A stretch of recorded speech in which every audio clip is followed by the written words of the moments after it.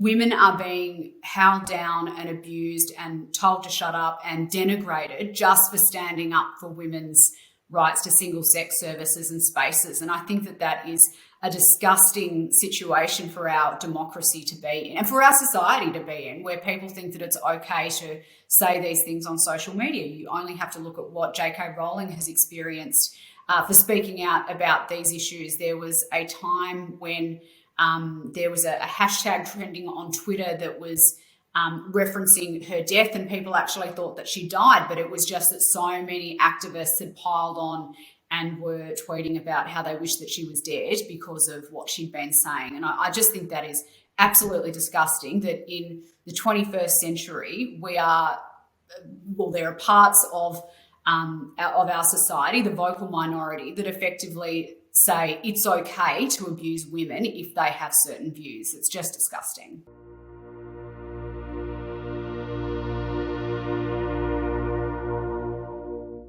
Well, hi everybody, my name is Wendy Francis and I'm the National Director of Politics for the Australian Christian Lobby, and this is the ACL's weekly political update, and it's my very great pleasure to introduce our special guest this week, Senator Claire Chandler. Senator, thank you so much for your time. I know that it's very valuable. Thank you so much for having me, Wendy. It's an absolute pleasure. Now, Senator Chandler is a passionate Tasmanian girl from birth. She's a proud representative for her state in our Canberra politics when she's down there. Up there, so I'm from Queensland, so I'm saying down and I mean up. Claire has been a member of the Liberal Party since she was 20 years old. She was elected to the Australian Senate in 2019. Claire says that her desire has always been to bring a common sense approach to governing and legislating.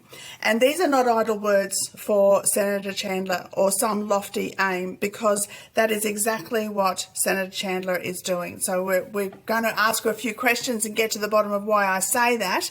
But we're just so grateful to have you. We really are.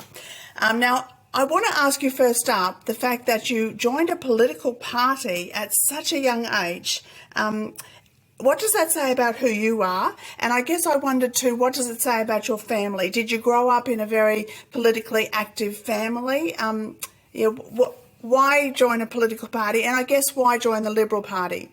Yeah, all interesting questions, Wendy. My family wasn't particularly political at all. Both of my parents were public servants, and they really valued being apolitical, obviously, because their livelihoods and their jobs was dependent on that. But they also encouraged in me a strong sense of awareness of national affairs, politics, all of these sorts of things. We'd, watch the news at the dinner table and talk about what was going on in the news and how that related to all of us. And honestly, I think my parents were a little bit horrified when I came home from my first week of uni saying, I've joined the Liberal Students Club on campus. I think I want to get politically involved. They were very concerned that nailing your colours to the mast, so to speak, might become problematic or career limiting in the long term. And I'm very fortunate in that clearly that hasn't really been the case for me.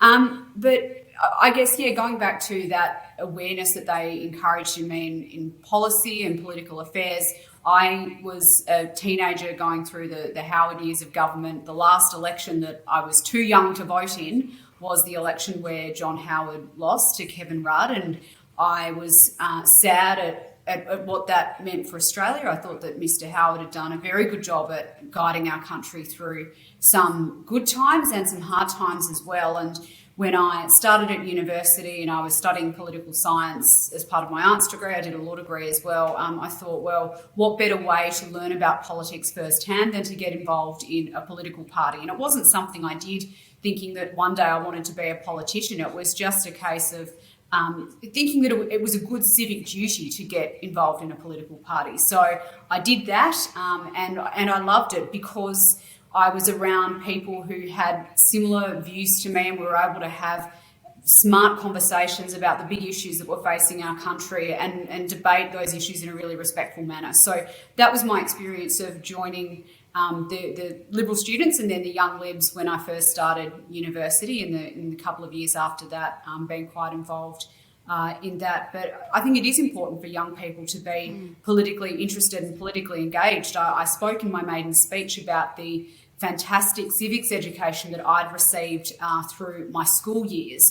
And I think that that really informed my interest in how Parliament works and how politics works and how our democracy works. And that's really important. If our young kids don't have a thorough understanding of how politics works and how our democratic institutions work, then they become disengaged. And I think that's one of the reasons that so many younger people are disengaged from politics, is because they haven't necessarily learnt how our democratic institutions work. Well, can I say we're very glad that you're there, but we are an organisation that does encourage people to join a political party of their choice as well, because we just feel like it's so important to be in that conversation around the really important stuff that happens. But the fact that you're there right at this time in history, I guess for me, I look at a biblical example and see Esther and think, well, for such a time as this, because there is a really important global discussion happening at the moment. And you've really sort of bit the bullet and got in there on the front foot on this, because it's a very complicated and I guess wide-reaching conversation we could have. But I'm going to hone right into particularly your campaign to save women's sport. And you've got a private members bill that you're championing. Many will have seen it already, but one of the reasons I was really keen to interview is to make sure that all our supporters know about it and can get engaged with it too. It's incredibly relevant right at the moment and important. And I just, to fill in our listeners if they're not across this, just very quickly let me outline an example of what Claire is pushing back on. There's been a lot of media coverage. I've seen it today, even in the Courier Mail again, on a transgender swimmer, formerly Will Thomas, who now identifies as Leah Thomas.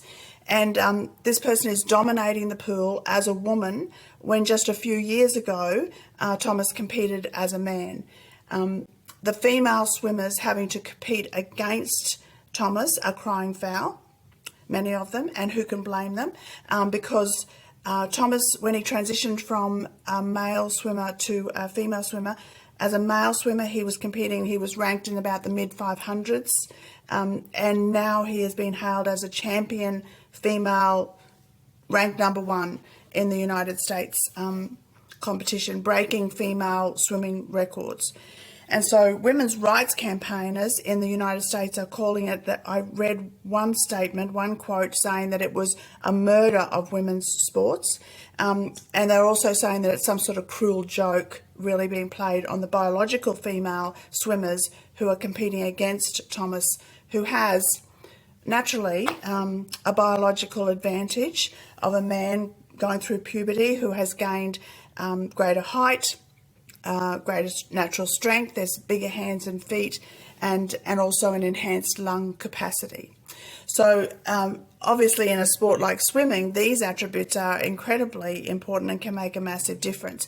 And so we are facing the same threat to women's sport here in Australia, and the threat is real.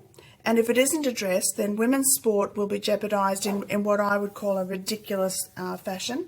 And Claire, you are addressing this in your campaign. And so, again, thank you. You have our support. But this is a unique campaign, really, because you do have our support. We're the Australian Christian Lobby. But your support is not just coming from people of faith. There is a real unity ticket on this support. And so we're seeing secular Australians, we're seeing radical feminists, as well as even amazing authors like Harry Potter author J.K. Rowling. So we've got a real unity ticket who are backing you on this. Some of the statements that you have made personally would appear, I would think, to most Australians to be completely logical and even quite unremarkable. But I know even from these fairly benign statements, you have received quite a lot of pushback and even hate because of what you've said. You've said women's sport is for females. You've said it's unfair for males to force their way into women's sport. You've said that Australian women and girls should not be denied the chance to play single-sex sport. from when I read that, there is nothing hateful or unreasonable about what you've said. But as I say, I believe that you have been receiving pushback on this. So I've just got a few questions just to flesh out this particular issue now, your campaign. What are you aiming for? What is your ultimate goal for this bill? So the goal of my private senator's bill is to ensure that women and girls have the right to access single-sex sport under the law. Unfortunately, we're in a situation currently under the Sex Discrimination Act where sporting clubs, sporting organisations, administrators can have legal action taken against them if they choose to operate single-sex sport for anyone, but obviously my concern is women and girls. And I just think that is an untenable situation, not just because of the pressure that it's putting on sporting clubs and sporting organisations, but also for women and girls that want to be able to just compete on a fair and even and safe playing field. And safety is, I guess, the other really important element to this that hasn't perhaps been highlighted by the Leah Thomas situation in the US, because swimming isn't a contact sport clearly, but World Rugby a couple of years ago produced research that says that there is a 20 to 30% increase in the risk of serious head and neck injury to women when they're tackled on the playing field, or on the rugby field, I should say, specifically by biological males. So there are real and genuine concerns here. And I don't think that a sporting club, a local volunteer organisation, right up to the elite level, should be facing legal action being taken against them to the Human Rights Commission or to the federal court if they choose to operate single-sex sport for women and girls. All the same, I don't think that there should be legal action taken against women for speaking out about these issues, but certainly that's something that I've experienced down here in Tasmania. In 2020, I was subject to a complaint under the Tasmanian Anti-Discrimination Act for my advocacy on this issue. So it is a completely mad world that we're living in, and all my bill seeks to do is adopt that common sense approach that women and girls have a right to single-sex sport, and sporting clubs shouldn't have legal action taken against them if they choose to offer single-sex sport. Yeah, when you're talking about danger, there was one woman who was in a particular sport, biological woman, biological man, skull fractured. So what do you say to the people who say Senator Claire Chandler is transphobic? First and foremost, I find that sort of commentary incredibly frustrating, and I would urge those people to actually read the content of the bill that I've tabled in the Senate. It's all on the Parliament House website. It's publicly available. It doesn't say anything about excluding transgender people from sport. My position has always been that sport should be open to everyone, and that the reason we have mixed competitions and social competitions is to enable everyone to participate in some way, shape or form. All my bill does is ensures that if a sports club wants to offer a single-sex competition for males or females, then they're not going to have legal action taken against them for doing that. It says nothing about banning anybody. So to the people who say that it's transphobic, I say read the bill and have a good hard look at it and point to the part where you think that it is, because I just think that is a ridiculous assertion. Yeah, no, that's great. For many, even just hearing what I've said about Leah Thomas, that could be a light bulb moment for people thinking, or they're seeing the pictures. I think the pictures are very, sometimes very self-explanatory. Was there like this, but we're talking now, you've been on this for a few years. Was there a light bulb moment for you? Was there something that made you think, I'm in the Senate, I actually can speak up and I should speak up on this? Sure, there certainly was. And it was not long after I was first elected in 2019, I started receiving a large volume of emails from mums and dads, women across the country, who were all concerned at the guidelines that Sport Australia had issued that said that inclusion in sport should be on the basis of gender identity rather than biological sex. And it's these same guidelines that threaten legal action against any sporting club that chooses to operate single-sex sport for women. So all of these parents and women were concerned about the erosion of women's sport as a result of these guidelines and wanted somebody to do something about it. And so I took it upon myself as a senator to start asking questions of Sport Australia at Senate estimates, which we were able to do a few times a year and trying to find out where these guidelines had come from, on what legal advice they'd formulated the idea that inclusion in sport should be on the basis of gender identity rather than sex. And through my research and my consultations, not just through the Senate estimates process, but also speaking to sports scientists, athletes, coaches, sport administrators at every level, right from the community up to sort of, Olympic and Commonwealth medalist levels, these concerns are abundantly clear. So yeah, it was a lot of research, but the light bulb moment was getting those first few emails from constituents that were worried about what this apparently new interpretation of what women's sport was going to have on women and girls. So there's a couple of things I would say to our listeners about that. Your emails do make a difference. So sometimes people say, because we encourage people, be in touch with your members, be in touch with your senators, tell them what's concerning you. And I know sometimes people think, oh, well, do they really get read? That really makes a difference. The other thing is that, Senator, you just sort of, at the beginning of our conversation, you basically said that there's a lot of people who don't understand the political process. And I think that that's really important as well, just to comment to people. We really need to understand our political processes. But in that way, some people would say, well, why is this a private senator's bill, and what's the difference between that and a government bill? Why is this not something that the government has taken on?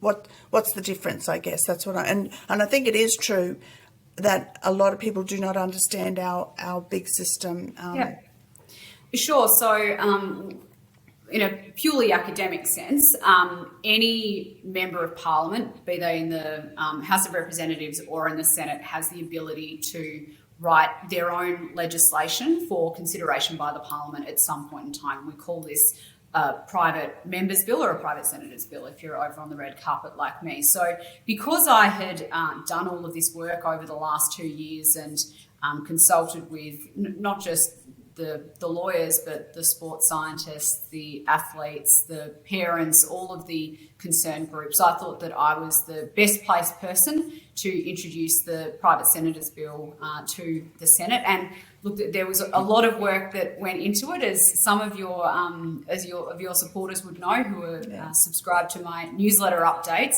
There was a significant period of time between me saying this is something I was going to start working on and ultimately being able to table the legislation. So there was a large amount of work that went into that. But I think one of the reasons it's important to have a private senator's bill is to start the conversation.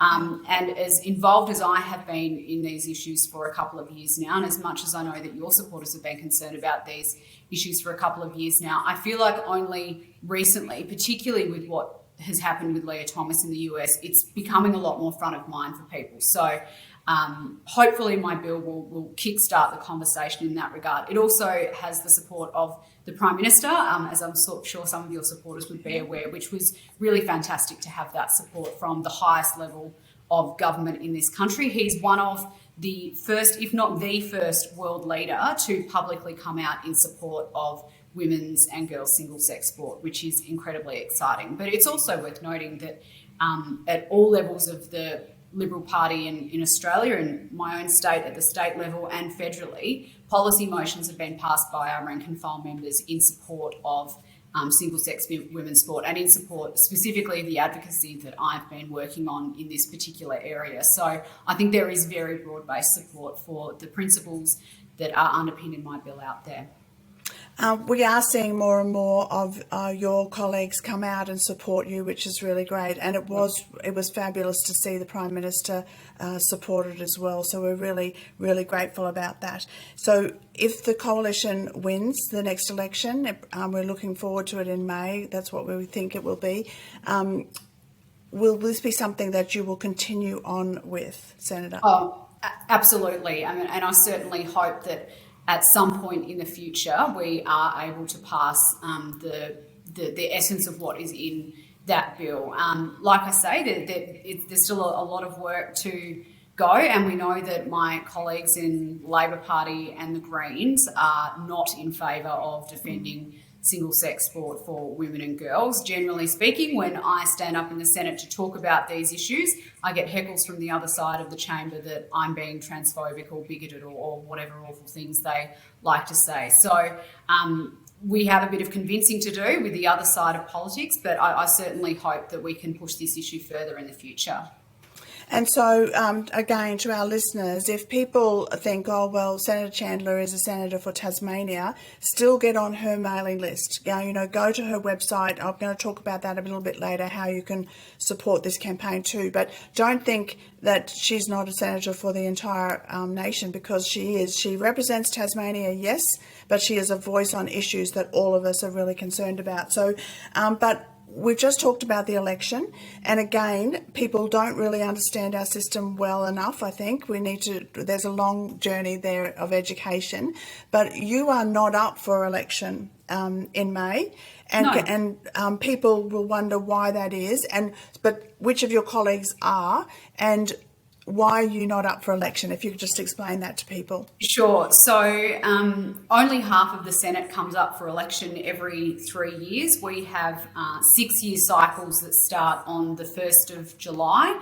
So my 6-year cycle, so to speak, started on the 1st of July 2019, not long after the 2019 election. So I won't come up for election again until the 1st of July 2025. So effectively the federal election that will be before the 1st of July 2025.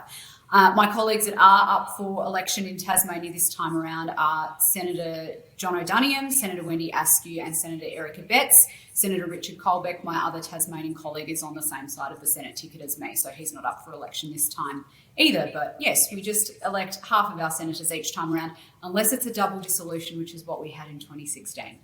Yeah, and so many of our listeners will recognise those other senators' names as well, and know that they are really worth supporting. So, but when you talk about your colleagues, you are in Tasmania, and there will be a lot of people listening to this interview from Tasmania. You are a champion in this particular issue for us and for the whole nation. But what are some of the, I guess, state-based issues that you're working on as a Tasmanian team? Why would people vote for your team? Sure. I think that my federal Liberal Senate colleagues, as well as our lower house members in Tassie, all want to see continued investment in Tasmania so that we as a state can prosper and thrive. The reason I ran for the Senate in the first place has nothing to do with women's sport and everything to do with the fact that so many people my age have left Tasmania for opportunities interstate, and they often don't come back. And I wanted to see that corrected. I wanted to see more Tasmanians like me able to get educated here, have a career here, build a life here. So that's why I ran for the Senate, to fight for those opportunities. And I think first and foremost, that means sensible investment in our regions. And I look after the seat of Lyons as my patron seat, or my duty seat as a senator. And that is basically everything in Tasmania that isn't Launceston, Devonport, Burnie in the west coast, and Hobart and the suburbs that surround it. So it's the big sort of rural regional area in the middle, and we have a lot of agriculture, a lot of tourism businesses in that part of the state. So certainly making sure that those industries are really well supported is front of mind for me at the election coming up. Cost of living, I think, is playing on everybody's mind at the moment as well. And I note that the federal budget will be handed down in just over a week's time, and I'm sure that we'll be seeing things in the budget that address all of these issues as well. So, yes, certainly just hoping to fight for Tasmania to keep going strength to strength, working hand in glove with our state government colleagues that are the Liberal government is in charge in the state of Tasmania as well. So, yeah. Well, Tassie is certainly a beautiful part of the world. Absolutely stunning. We're getting to the end of our time. I could go on for ages to talk to you. But can I just go back to the gender issue as well? Because I think some of our people will be saying it's not just about sport. There are also issues, a larger issue on the transgender issue, which is difficult at the moment in our society, because we've certainly got the women's sporting rights, but we've also got people who are concerned about the impact of biological men, for instance, gaining access to women's DV shelters or women's prisons or toilet facilities. Is that on your radar at all, or it's just sort of you're doing one step at a time, or it's just no, you're going to stick to women's sport? Is that a difficult question to answer? Not at all, Wendy. All of those issues are certainly on my radar. I think it's safe to say back in 2019, the start of 2020, when I started asking questions about sport, I don't think I knew then just how far-reaching the ramifications were of this issue. And I was contacted, and I have been contacted consistently by women who are concerned about biological males being allowed into women's shelters, allowed to access women's services, being allowed into women's prisons is another place where we see this play out. And it's concerning for them because the reason that we have this separation of the sexes and we ensure that we have single-sex bases for women is just to ensure their safety and their privacy and their dignity when they're in very vulnerable situations. And particularly, I think the bathrooms question, the shelters question, the prison question all goes to that fundamental issue that women have been accustomed to enjoying those rights and they should be able to continue enjoying those rights. But as I've said a number of times publicly, ensuring that women have access to single-sex spaces isn't about discriminating against transgender people by any means, and it's not about being transphobic. It's just recognising that if you allow people to identify into these spaces, if you allow biological males to identify as a woman and enter into a female-only space, then that is undermining a basic safeguarding principle. And once that principle is undermined, there will be those who do the wrong thing who seek to take advantage of that principle being undermined. And I'm certainly not saying that transgender people are going to be the ones taking advantage of the situation, but that is the reality, that if you allow people to identify into these spaces, then people will seek to do the wrong thing. So it's incredibly concerning. All of those issues are on my radar. Some of them are probably more appropriately dealt with at the state level than the federal level, just in terms of who has jurisdiction over what, but they're absolutely of concern to me, and they're concerning to a lot of the women who contact me. But I think above and beyond all of that, Wendy, one of the things that really worries me about this debate is the way that women are treated when they speak out about these issues. And I spoke earlier about the Tasmanian anti-discrimination case that I was subjected to. That was obviously a legal attempt to shut me up and intimidate me from talking about these issues. But beyond that, some of the emails I received, the comments on social media, I'm not on Twitter for very good reason. I don't think there would be nice things said about me there if I were. Women are being held down and abused and told to shut up and denigrated just for standing up for women's rights to single-sex services and spaces. And I think that is a disgusting situation for our democracy to be in and for our society to be in, where people think that it's okay to say these things on social media. You only have to look at what J.K. Rowling has experienced for speaking out about these issues. There was a time when there was a hashtag trending on Twitter that was referencing her death, and people actually thought that she died, but it was just that so many activists had piled on and were tweeting about how they wish that she was dead because of what she'd been saying. And I just think that is absolutely disgusting, that in the 21st century there are parts of our society, the vocal minority, that effectively say it's okay to abuse women if they have certain views. It's just disgusting. You're so right. Senator Claire Chandler, on behalf of every fair-minded Australian, I just want to thank you. We applaud your insight and your courage. It's a shame that it takes courage, but it does. There are thousands of people who listen to this update each week. If they want to support your bill, if they want to join your campaign in some way, can you tell us how they can do that?